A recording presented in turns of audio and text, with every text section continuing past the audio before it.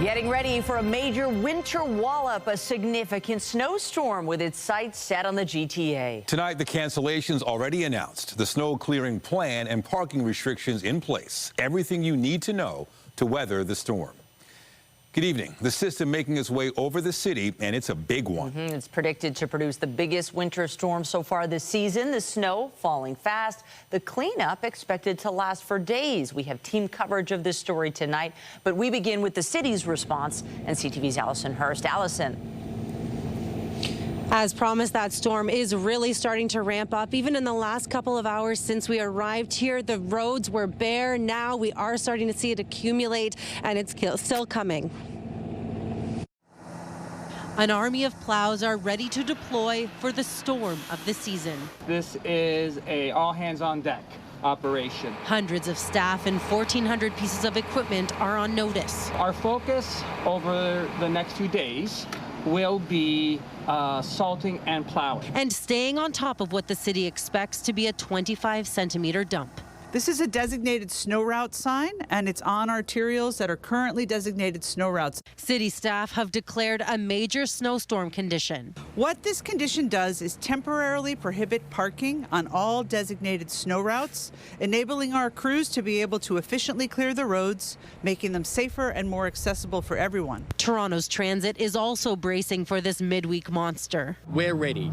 We've been out there all day today de-icing the streetcar overhead power networks, making sure that our heaters are working on the track level to ensure that our switches and our signals are in good working order. While officials across the city have been preparing, this storm is catching some off guard. Oh gosh, no. We're not prepared for the 25 centimeters, no. We were trying to get out tonight, so, we weren't really ready for anything coming.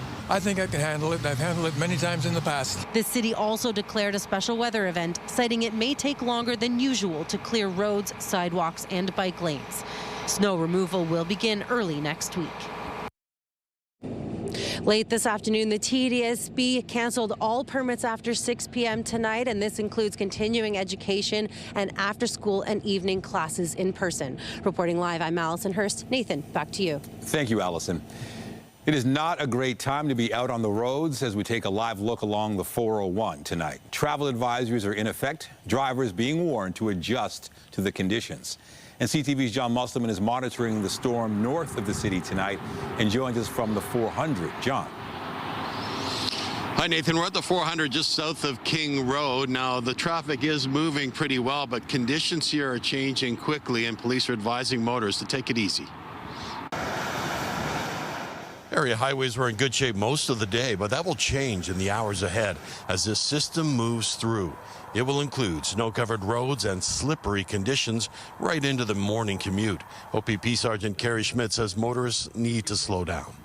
Give yourself space. That gives you time. Time is your friend, and you need that to be able to slow down, change lanes, or even stop if needed. We want you to adjust your driving to the conditions, and we know how quickly the conditions can change, especially as the nightfall comes in. Meanwhile, the MTO says it will have a fleet of more than 1,400 pieces of winter maintenance equipment ready to be deployed to help keep highways clear.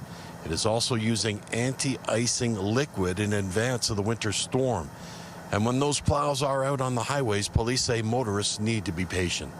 When you're dealing with snow plows, when there's a full echelon of plows plowing all lanes of traffic, you are not allowed to try to sneak between these trucks. They're looking forward, and they don't want to have cars trying to sneak up beside them. It is dangerous, and it is illegal. You could be charged and ticketed. Police are recommending motorists avoid non-essential travel until this storm passes through. North of here, it's already crowded. We just came down from King Road, and it's pretty heavy going north. But so far, leaving space? Yeah, it looks like everybody's taking their time going north, and Western Road was fine coming down. But other than that, and everybody's using patience and get home safely. We're coming from Orangeville. Orangeville going down to the Raptors game. So now here's the question: driving home. Driving home, we'll deal with it when we get to it.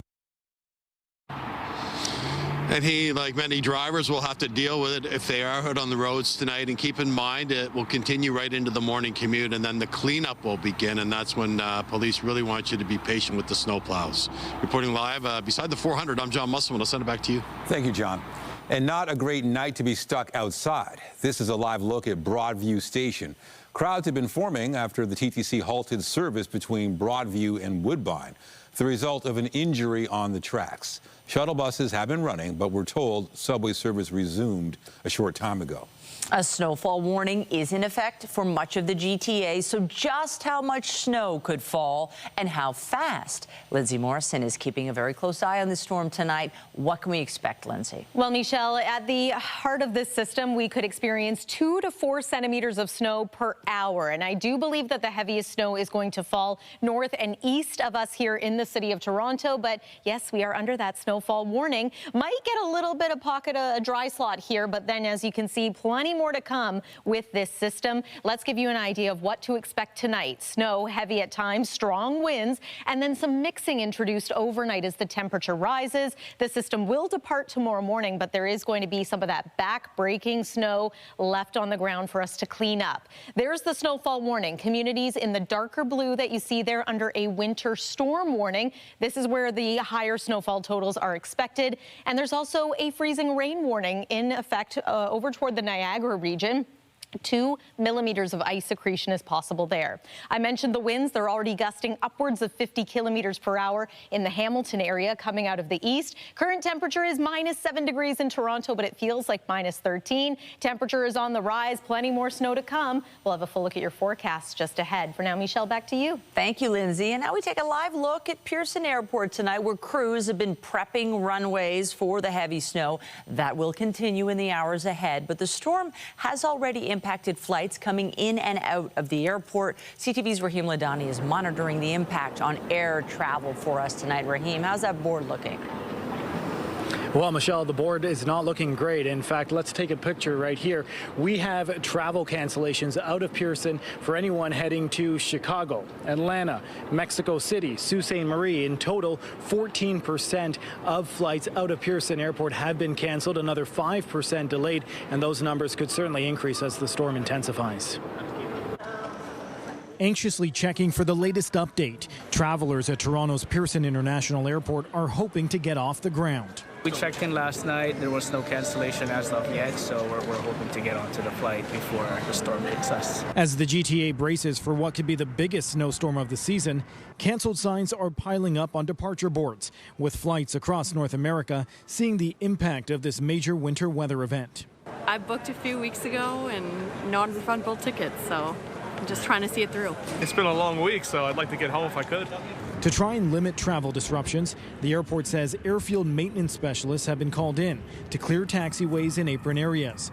However, with snowfall totals of up to 25 centimeters anticipated, delays and cancellations are expected to continue well into Thursday. Our snowplow facilities will have full staffing. Our de-icing facilities have full staffing, but it also goes beyond the staffing as well. It's making sure that the snowplows, the equipment is in good condition, ready to go.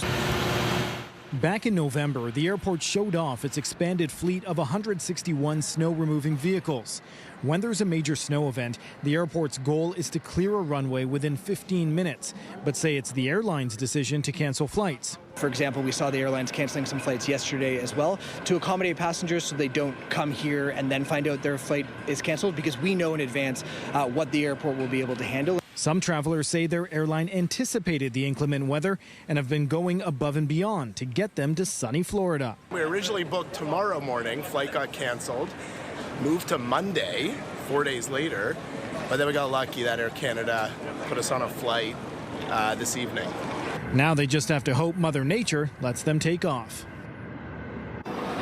Now, anyone who does have travel plans for today are being asked and urged to check to make sure the flight of your status before coming to the airport. And this is for 2 reasons. 1, so that you're not just hanging around the airport, but 2, so that you're not actually putting yourself through any challenges to get to the airport for a flight that isn't taking off. Reporting live, I'm Raheem Ladani. Nathan, I'll send it back to you. Thank you, Raheem. And this winter storm is enough of a concern. The Toronto Zoo, which is open 365 days a year, has opted to close tomorrow because of the heavy snow. Officials say the closure is a proactive step for the safety of all animals, staff, and guests. The zoo will reopen Friday in time for the Family Day long weekend. And as the snow continues to fall tonight, we're closely monitoring its impact. We're just into the beginning stages of this weather event. Our storm coverage will continue this hour. Toronto City Council wrapped up a special meeting last night to finalize the 2025 municipal budget. While proceedings were at one point interrupted by protesters, the mayor's office says the plan ensures investments align with feedback from the community. On favor, show of hands, opposed if any. Thank you to staff. Thank you to members of council. The budget was approved after council consideration. Mayor Olivia Chow's $18.8 billion spending plan pledges improvements to city services like first responders, transit, and libraries, as well as food and housing supports. At the same time, property tax bills will be going up 6.9% this year. The mayor's critics call that hike excessive, as council okayed the increase 19 votes to 5. And the city is also looking at changing how it maintains its parks in light of concerning results of a recent audit. CTV's Natalie Johnson explains. Whether it was a park bench that sat broken for 6 months or rusty playground equipment that was never put on the fix-it list during a routine inspection. Flaws in the way the city's parks branch checks, maintains and repairs its assets and amenities were on the table at the audit committee today. 2009, the system we have is from 1909. Councillors critical of an Auditor General report. I think there's a gap here. That found there was no policy on how quickly work orders should be created for broken park amenities. In some cases, work orders never created at all. Do we have any scraps of paper, bits of paperwork that help us put together the pieces? Cracked and chipped wooden bleachers, broken backboards on benches, burn holes on picnic tables. The auditor found that work orders were not created promptly or at all for at least 19% of deficiencies identified by park inspections. Of the work orders that were created, 43% were not done properly. What's management doing? They want a culture change. The culture change is manage. Manage, that's your job. The auditor also found there was no centralized system to track public complaints. These complaints go to 311. 311, they're not passed on to the Parks Department, and that's why I've always had a problem with 311. It's a waste of time. It all comes the day after council passed a big budget with a big tax hike, promising residents better city services in exchange for paying more. My view on it is that there is lots of money that goes into the parks management system. And the point of this audit is using that money more wisely and getting better outcomes without actually having to put more money into it. Councillors today calling on staff to implement a proper tracking system and move away from paper and establish benchmarks for fixing problems in the parks. Natalie Johnson, CTV News. Residents of Liberty Village in Fort York have formed what they've dubbed the Coyote Safety Coalition, documenting a string of run-ins with the animals since November. 42 incidents. These are not sightings, so these are people being chased, dogs being injured, and some sort of interaction happening with the coyote that was negative. Some of the coyote attacks have been fatal for pets. Councillor Osma Malik says staff have increased patrols and a coyote action plan is being advanced. She also suggested the animals were entering neighborhoods because they've been displaced from greener habitats by redevelopment projects like the one at Ontario Place. In response, the Ministry of Natural Resources said the province has no evidence of displacement of coyotes from the Ontario Place site. The MNR has been working with City of Toronto staff to provide advice on preventing and managing human-coyote conflicts, sharing information on recommended best practices, prevention, and their legal options. Speaking of urban wildlife, a new study finds Toronto's also dealing with a growing rat problem. Research published in Science Advances tracked populations of the critters over the last 12 years in 16 different urban areas. Toronto squeaked past New York for the third biggest increase, behind Washington, D.C. and San Francisco. Experts have linked the surge in rat sightings to urbanization and construction, as well as a warming climate. Still ahead, premiers from across the country pull together to push back against Donald Trump's tariffs. Their visit to Washington, D.C. coming up. In Oshawa, a fire has ripped through a home that was the scene of a terrible crime just a few months ago. A woman was murdered inside, and today emergency crews found themselves back on the scene, this time investigating an early morning blaze. CTV's Janice Golding reports. You can see aerial crews venting the roof of an Oshawa home as they try to prevent the blaze from spreading. I just seen it this morning and I thought, okay, I looked out my window. They had flames shooting way up. had the road all blocked off, and I thought, I can't go near there. First responders say firefighters from Central East Division attended a call in the area of Eulalie and Huron Street in Oshawa around 5:15 a.m. The home well known to area residents. There was murder here. In late November, 48-year-old Parween Adele was found suffering from obvious signs of trauma. Her husband, 41-year-old Hakeem Adele, would be charged with first-degree murder. I came around the corner just to walk my dog and saw this again, and I thought, oh, Lord, help us all. Despite the fact an elderly woman and 2 5-year-old children were living in this home at the time of the homicide, we are told it was unoccupied at the time of this morning's fire. Still, police are investigating and appealing for any witnesses who may have seen anything to come forward. We're looking at all avenues, as well as into what started the fire and what led up to this, as well as any potential connection. However, a connection between the homicide and the fire of today have not been established at this time. Given the home is for sale and uninhabited, area residents are speculating about what happened. I'm looking at the roof. It's probably squirrels in the attic chewed through the wires. Yeah. That's just my common sense guess. Is it just because, like, some pyroman knew that there is an abandoned house? As far as I know, nobody lived in that house. No one was injured in the fire. The investigation continues. Janice Golding, CTV News. Ontario's premier and his counterparts from right across the country emerged from the White House about an hour ago after a meeting with Trump administration officials. The delegation requested a meeting so they could deliver a message that tariffs will cause damage for both countries. The premiers also wanted to ask questions about the United States' ultimate objective. Some of them spoke when the meeting was over. We had a very constructive conversation. We appreciate the Trump administration facilitating this literally in the last minute. And we're grateful. We listened, we communicated, and we look forward to further conversations. They committed to share our message of willingness to engage and to work on key areas of agreement, and that Canada would never be the 51st state.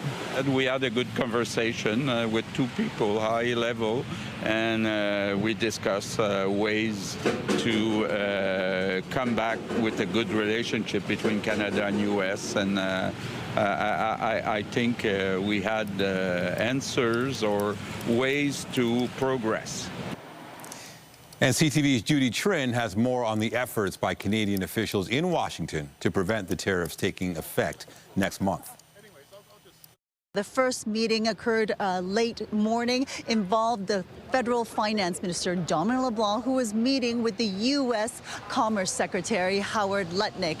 One of the issues that Minister LeBlanc brought forward was the issue of the 25% general tariffs on Canadian goods that were tied to Canada's response to Trump's concerns regarding our border security, as well as dealing with fentanyl trafficking. What Minister LeBlanc was able to say was that he was able to get a better sense of the metrics involved in how the Trump administration will weigh progress in regards to that before determining whether or not these 25% tariffs should be levied against Canada. Take a listen to what the minister said. We now have, I think, a good understanding of their process markers over the next number of weeks. And they were very clear that Canada very much has their attention, and they want to work with us to structure an economic deal that's in the interest of both countries. Minister LeBlanc also said that he discussed the issue of tariffs on steel and aluminum with Howard Lutnick. Canada's trade and exports to the U.S. in regards to those two metals amounts to $35 billion a year. So it will put a significant dent into Canada's trading relationships if those tariffs come into play as in early March. But later in the day, the premiers, all 12 of them, one premier left earlier in the day, but all 12 of the premiers arrived at the White House in a block to speak with senior Trump officials. They are mounting a charm offensive, as Premier Wab Kinew called it. Let's use those leverage points to our advantage, along with a healthy dose of Canadian pride, and make sure that we come into this situation and conversation with the U.S. being true to our values. The 30-day pause on tariffs that President Trump agreed to ends on March 4th. Canadian officials say they will use the next precious few weeks to keep on working to make sure a trade war doesn't happen. Judy Trin, CTV News, Washington. While Doug Ford was in Washington, other Ontario political leaders are continuing to make the rounds on the campaign trail leading up to the February 27th election, now 2 weeks away. CTV's Queen's Park Bureau Chief Siobhan Morris reports. We're Canadian. Doug Ford spent a second day off the official campaign trail, acting in his role as premier, joining other provincial and territorial leaders in Washington, taking meetings to push back against the threat of tariffs. Making sure that the American people are fully informed, their representatives are fully informed of what Canada brings to the table. At home, wait times here. The Liberals zeroed in on an unkept Ford promise to end hallway health care. Do you trust that if you give him another mandate, that he'll do it in the next 4? Bonnie Crombie's news conference in front of rows of chairs, each highlighting a hospital horror story, with an ER doctor sharing personal experiences with a deteriorating system. An elderly patient with a broken spine treated in an ER chair. Crombie insists she can end that kind of suffering. We're going to ensure that every Ontarian has a family doctor, and it'll take stress off our hospitals, and we're going to fund our hospitals properly, and we're going to hire the nurses and the PSWs that are required. Ready to elect more Green MPPs. Mike Schreiner is the first major party leader to release a full and costed platform. His plan for fairness cuts income tax for those earning less than $65,000 a year, doubles rates for ODSP and Ontario Works, and lays out a plan to build 2 million homes in a decade. If we don't solve this crisis, then we're going to continue to lose people who move out of Ontario. That's going to do damage to Ontario's economy. Schreiner is also the only leader committing to keeping supervised drug consumption sites open. 10 are slated to close by the end of next month. Tells us that we have a crisis of caring in Ontario, and the Ontario Greens care about saving people's lives. NDP leader Marit Stiles didn't have any public events today, but her party put out a video online saying the Liberals don't have any credibility to solve hallway health care, a problem they created. At Queen's Park, Siobhan Morris, CTV News. And don't forget, Election Day is February 27th, and a great way to help you make your decision is by watching the Ontario Leaders Debate. It airs Monday at 6:30 p.m. You can watch it live on CTV and CP24 and stream it on all of our digital platforms. The Prime Minister was in Brussels today for meetings with European officials, and U.S. tariffs were a major point of discussion. Afterward, Justin Trudeau reiterated what Canadian officials have been saying for weeks. There will be financial pain on both sides of the Canada-U.S. border. Wherever Canadians are, whether it's premiers in Washington today or officials or ministers exchanging with their counterparts in the U.S. administration, we bring up just how interconnected our countries are. And the fact, for example, that we're talking about potential job losses in the U.S. Based on these tariffs on steel and aluminum is not mere speculation. We know that that will happen because that's exactly what happened last time tariffs were brought in on steel and aluminum in 2018. Trudeau said boosting trade with Europe is a way for Canada to limit the impact of U.S. policies. The president of the European Commission on the left there says Canada and the EU are good allies and trusted friends, and trust is very much needed in an unpredictable world. Canada's fentanyl czar was introduced to the public today, outlining his approach to tackling the crisis. I'm hoping to be able to give an intensity to the work being carried out by thousands of men and women in this country and the United States, trying to deal with the real public safety and national security crisis that is fentanyl. Bringing that integrated approach, bringing the teams together, ensuring the collaboration, ensuring the communication is happening at officials level on both sides of the border in communities across the country. The former RCMP deputy commissioner says he met with many border workers during his first day. His role was created in response to U.S. President Donald Trump's concern about the flow of illegal drugs from Canada. Donald Trump vowed to end Russia's war on Ukraine, and today he spoke by phone with the leaders of both countries. Afterwards, the U.S. president said he and his Russian counterpart agreed to begin negotiations on ending the war. Trump then called Ukrainian President Volodymyr Zelensky, who said they discussed, quote, opportunities to achieve peace. Earlier today, the U.S. Defense Secretary told a meeting of the Ukraine Defense Contact Group that membership for Kyiv was unrealistic. Pete Hegseth suggested Ukraine should abandon hopes of winning all its territory back and instead prepare for a negotiated peace settlement to be enforced by international troops. Coming up, alarming new numbers that highlight the importance of breast cancer screening as the number of cases continues to rise. Details just ahead. And I'm Pat Foran. Coming up on Consumer Alert, Taylor Swift's Eras Tour left Toronto 2.5 months ago, yet some people are still trying to get paid for tickets they sold for the show. A student says he is owed more than $18,000, but StubHub won't pay up. We check it out. That story is just ahead.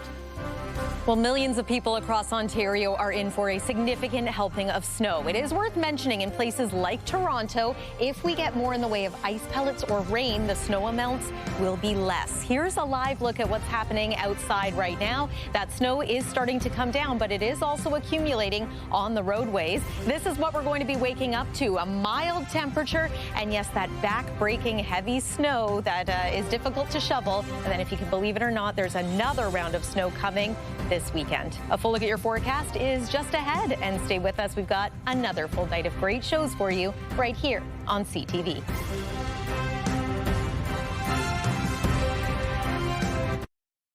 It's been 2.5 months since Taylor Swift took over Toronto with her Eras Tour, and at the time, it was the hottest ticket in town. Many people who had seats decided to resell them to make thousands of dollars, but some say they're still waiting to get paid. Here's Pat Foran and Consumer Alert. Pat. Thanks, Nathan and Michelle. A Toronto student purchased 4 tickets to see Taylor Swift, but as he watched ticket prices skyrocket, he decided to sell them to make a profit. However, months after the concert, he says he can't get StubHub to pay him his money. I had purchased 4 tickets for Taylor Swift. Mustafa Hamid of Toronto is a Taylor Swift fan. He was excited to purchase 4 tickets to her Eras Tour for $365 each. But as the concert grew closer and ticket prices climbed higher, the student thought he'd be better off selling the seats for a tidy profit. I had wanted to attend the event with my friends, but then eventually I decided to list them on StubHub. And I was hoping to use that money to pay off some student loans and help my family. Hamid put the tickets on the reseller website StubHub. It was his first time selling on the site, and he was amazed when the 4 tickets sold for over $18,000.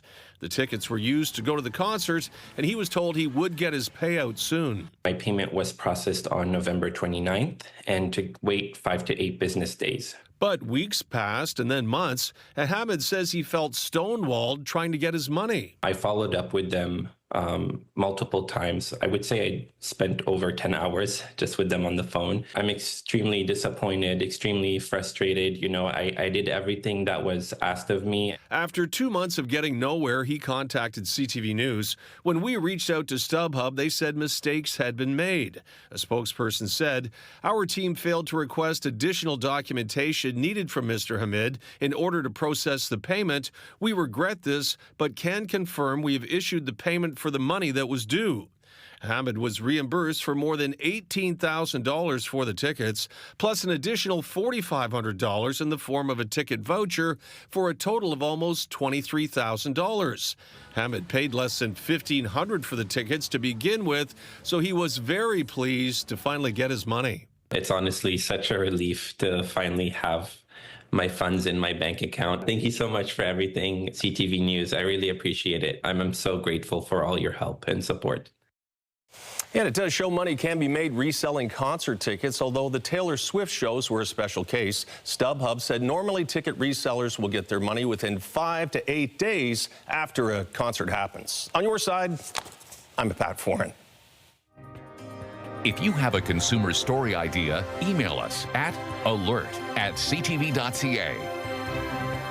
All right, it is here. You have to wonder how people are doing out there. Some people, driving home right now as we speak. Some people maybe walking outside waiting for a bus. It'll be us pretty soon heading home. Oh, that'll be a fun ride home. Yeah, we're used to it. It's okay. But look, I mean, this is a live shot. You can't see much of the city skyline, so the snow is falling. It's getting heavier. I think what's interesting about this storm is we'll really have to see how it plays out because of the temperature, but it just sounds treacherous no matter what happens because you have ice pellets and heavy snow and all that stuff. Yes, so for some people in the province of Ontario, this is going to be a 20-centimeter plus storm, but downtown Toronto, a couple of different factors are at play here. For one, we're looking at the potential for some mixed precipitation, and if we get it, that is going to lessen our snowfall amounts, and really that's a possibility right along the shoreline of Lake Ontario. Here's another look at the advisories that are in place. We remain under a snowfall warning in the city of Toronto, and for good reason. Much of the Golden Horseshoe included in that too. Hamilton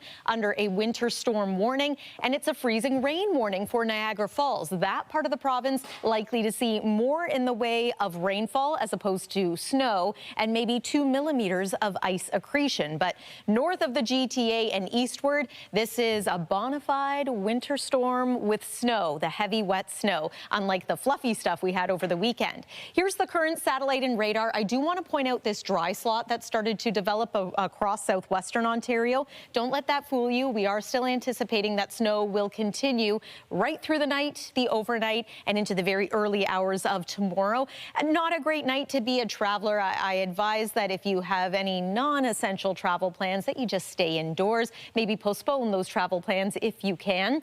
The models have suggested, again, a little less in the way of snow for Toronto. Right now it's looking like maybe 10 to 15 centimeters of snow. Other areas, as mentioned, are going to see more than that. The closer 30 to 40 centimeter range is well into eastern parts of Ontario, Algonquin Park, Bancroft, Petawawa. Forecast radar looks like this, so I'm going to pause this around 10 p.m. Watch the bottom of the screen for this mixing line. The pink, that's some freezing rain, some ice pellets. This is likely to creep its way closer to us here in the GTA, and there you have Niagara, St. Catharines well into that rainfall. It is a heavy swath of snow, though, north of Toronto. Here's about 7 a.m., that mixing line right along, again, that shoreline of Lake Ontario. The system is going to depart and pull away from us. We'll actually likely get some sun during the day tomorrow morning, and as the winds change direction, lake effect snow bands are expected to hit the traditional snow belt areas and perhaps us here in the GTA too. So not completely done with the wintry weather. Winds will change from an east wind to a west and northwest wind for tomorrow, still quite strong, and the temperature is going to tumble. So while we will wake up to a high, it will be our high of 2 degrees, through the afternoon the temperature falls, and by the evening and then overnight hours, we're somewhere around -8 degrees. Here's the 7-day forecast. We do get a bit of a break from the snow on Friday, just in time for Valentine's Day, -4 with sunshine. But look at the weekend. It looks as though at this point we are shaping up to be in for a very similar storm to what we're experiencing right now for Saturday and Sunday, with again more accumulating snow. Monday is Family Day. Cold air looks to return to southern Ontario starting Monday and for a good portion of next week. But tonight, it's all about the snow, and our Beth McDonnell is live in Midtown Toronto tonight, helping us track it. Beth, how are the conditions out there right now? Lindsay, at times the intensity of this storm does really appear ramping up, but only sometimes. We're on Avenue Road south of St. Clair, which can be a trouble spot. I'm going to show you this hill going north, so sometimes you'll see cars slipping or getting stuck. We've been monitoring it, and so far we haven't seen any real trouble. Traffic has been heavy, but it has been moving. As for pedestrians, people are out and about doing the after work dog walk or going out to get some necessities. I know some families are wondering if they're going to be hunkering down tomorrow. We do expect to hear from the Toronto District School Board at 5:30 tomorrow morning. Reporting live, I'm Beth McDonnell. I'll throw it back to Michelle. Okay, thank you, Beth. Also tonight, Backstreet's back. The Backstreet Boys announced a Las Vegas residency, taking over the Sphere to celebrate a milestone. The number of new breast cancer cases are on the rise across the country. One hospital in Toronto is reporting a 166% increase in the number of new patients since 2019. CTV's Adrian Gobriel with what's believed to be behind the troubling trend. Breast imaging centers like this one are now seeing more patients than ever before. As a first-line worker, I'm very well aware of the increase in patients that we're seeing. According to Statistics Canada data that excludes Quebec, there were nearly 21,000 new cases of breast cancer across the rest of the country in 2019. The Canadian Cancer Society estimates that number increased to 30,800 for 2024. We know that during COVID, there was a less number of people being diagnosed with cancer. We now anticipate that we will see that number come in at a much higher rate and at a higher incidence of progression of cancers. It's not just the higher number of new cases, but the age of many of those now being diagnosed. The greatest number of increasingly newly diagnosed patients are the under 50-year-old patients. So we're seeing a lot of younger patients come through our center. My sister and I were both undergoing breast cancer treatment at the same time. In 2023, Robbie Spring was diagnosed with breast cancer at the age of 35, just weeks after her 43-year-old sister was also diagnosed with breast cancer. Both were tested regularly because years earlier, their mother had also battled the same deadly disease. I just didn't want to call my mom. How can I tell her that she's actually has two daughters going through cancer at the same time? Like, one is a nightmare, but two. Thankfully, Spring and her sister, as well as their mother, are all alive today. But for many others, the outcome can be tragically different. The earlier that breast cancer can be found, or any cancer, the more treatable it is. For Robbie Spring, she hopes her personal breast cancer journey, as well as her family's, serves as an awakening for women across Canada to advocate for themselves. Adrian Gobriel, CTV News, Toronto. The Backstreet Boys have announced plans for a Las Vegas residency in a high-profile new venue.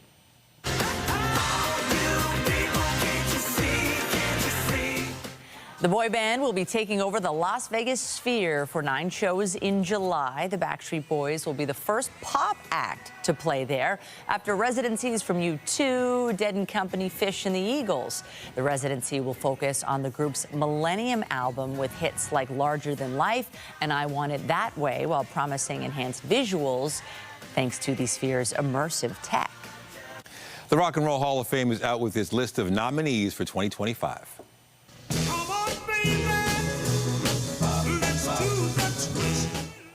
For the first time ever, Chubby Checker made the list of artists under consideration, as did familiar names like Outkast and Joe Cocker, among several others. There are also repeat appearances from previous nominees like Oasis and Mariah Carey. Other big names on the list include the Black Crowes, Billy Idol, Cyndi Lauper, and the White Stripes. You can find the full list and take part in the fan vote at rockhall.com.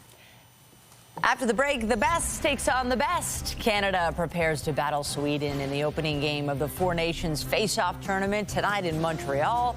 We have a preview. Well, Friday brings us a break from the snow just in time for Valentine's Day, looking at sunshine and a high of -4 degrees. We'll be back into snow this weekend, though, and cold air returns for Family Day Monday. Your forecast recap is coming up. You don't realize how slippery that roadway surface is until you hit the brakes for the first time. Updating our top stories, police are urging motorists to drive carefully and to avoid non-essential travel if possible, as a sizable snowstorm is pushing through the GTA.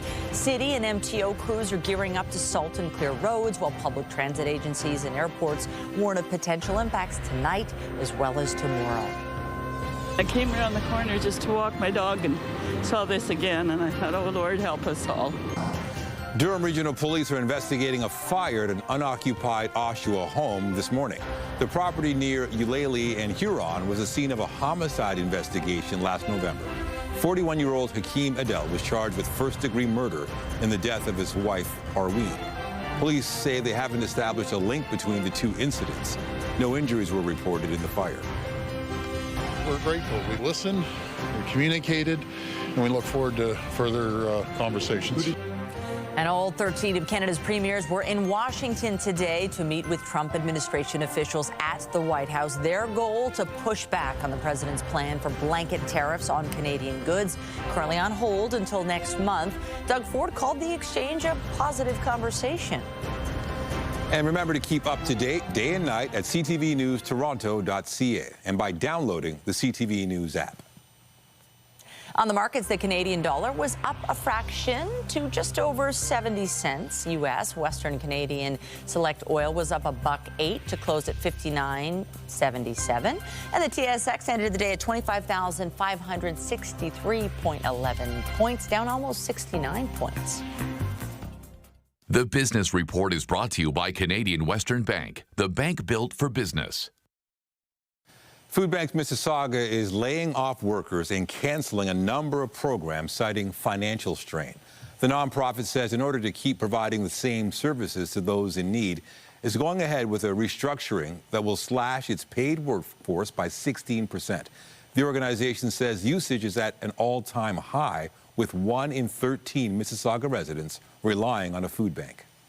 To sports, the Toronto Raptors don't have much time to celebrate their win in Philadelphia. Embiid loses it.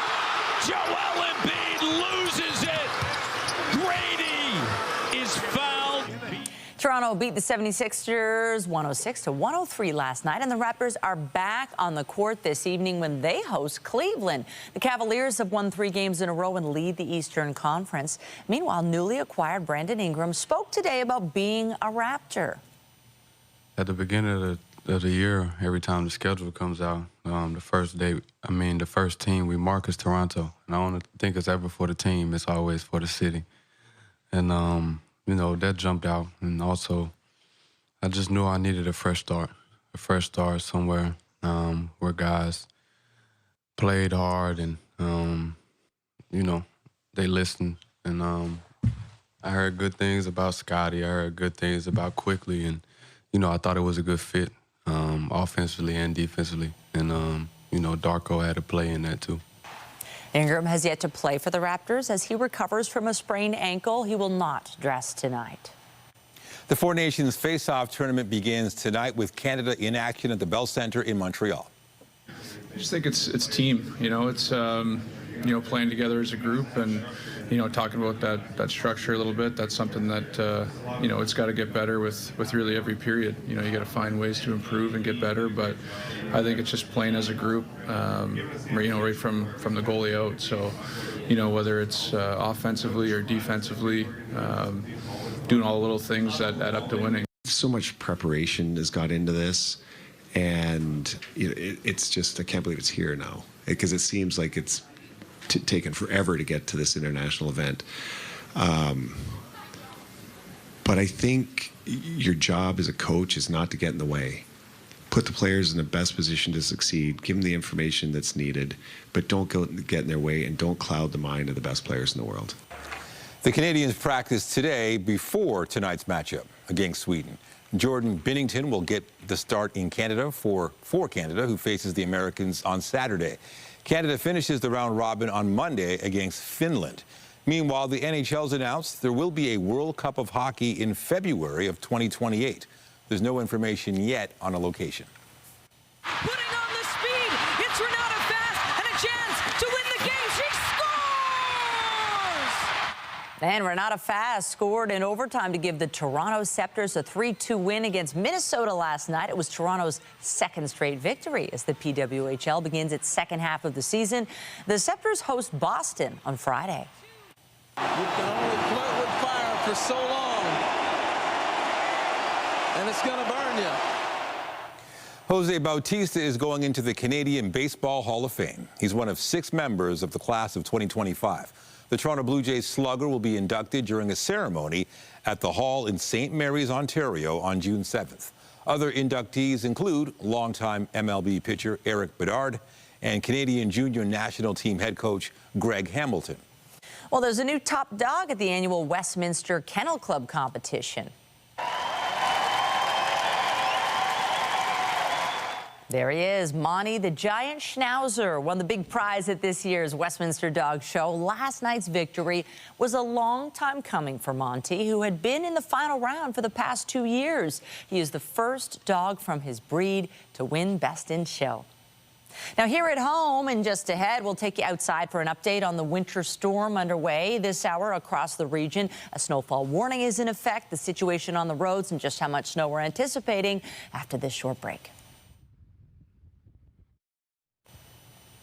Well, the snow plows certainly were out late this afternoon as the snow is falling this hour. And they'll be busy monitoring the major storm as we speak. Let's check in with Beth McDonnell, who will be following the situation for us tonight. Beth.